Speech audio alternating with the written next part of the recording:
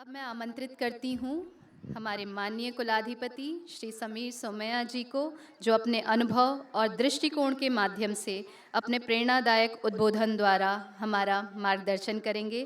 कृपया तालियों के साथ उनका हार्दिक स्वागत करें। आप सबको हमारे 77वें गणतंत्र दिवस पर स्वागत है। आप सबको नमस्कार। इस साल हमने ग्रंथालय का नूतनीकरण किया, नाम लिखा साहिर, और उस ग्रंथालय में साहिर के थोड़े बोल भी लिख लिए। प्यासा फिल्म का मशहूर एक गाना था जिसमें उन्होंने लिखा, जिन्हें नाज है हिंद पर वो कहाँ है। साहिर ने अपने पेशे में, अपनी सोच से इनके विचार हमारे समक्ष रखे। बहुत से विचार हमने रखे हैं, जैसे खुदाए बरतर तेरी ज़मीं पर ज़मीं के खातिर ये जंग क्यों है।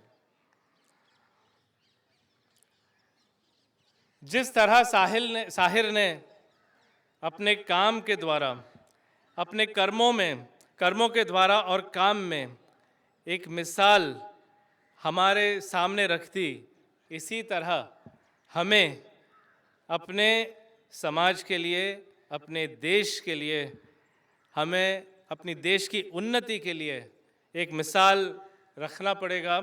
हम सब, जैसे जनरल कहलों ने भी कहा था कि हर रोज़ हर वक्त हमारे कर्मों में, हर रोज़ हम अपने देश को हमसे आगे रखें और अपना काम करते जाएं। तो किस तरह का देश चाहते हैं हम?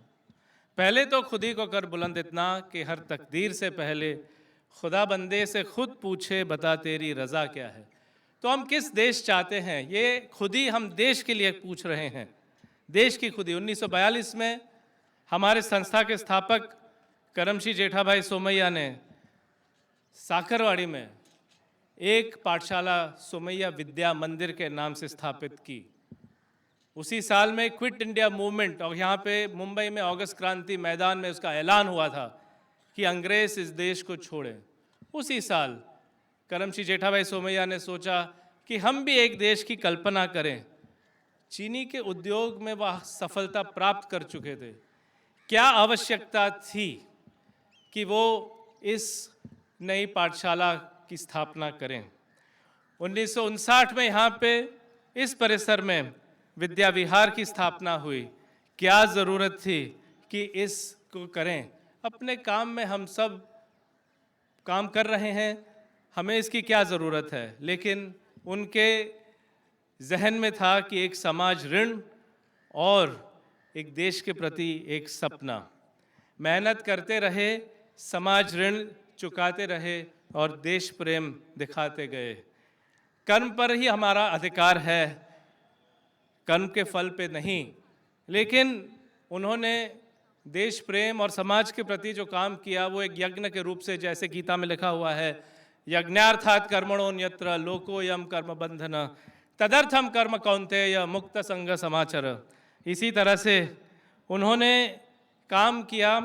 ऐसे नहीं सोचा कि मैं अकेले ही आगे बढ़ूं, लेकिन उन्हें सोचा कि क्यों नहीं हम जहां काम कर रहे हैं, जिस देश ने हमको इतना सब दिया है, उन देशवासियों की हम आगे साथ लेते चलें, देश के एक सुंदर भविष्य का सपना देखें और उस भविष्य के लिए जहां सब आगे बढ़ें, उनके लिए हम काम करते रहें। मैं अपनी बात एक वेदों में एक पढ़ा हुआ श्लोक से अपनी बात पूरी करूंगा।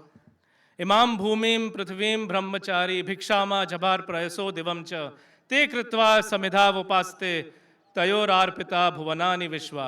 यानी जो मेरी समझ है, यहाँ पे माता जी बैठी हैं, अगर मैंने कोई गलती कर दी हो तो मुझे माफ़ करें, लेकिन मैंने जो इसमें समझा है कि हमें सूरज और भूमि एक तरह से भिक्षा में मिली है और उनके गुणों को हम धारण करें।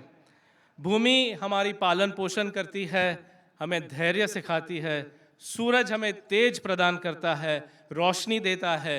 इन सब गुणों को धारण करके हम धैर्य से अपने भूमि, अपने देश के काम करते रहें और पूरे सूरज की रोशनी इस देश के कोने कोने में फैलाने की कोशिश करें। इसी के साथ आप सबका यहाँ पे नमस्कार। जय हिंद।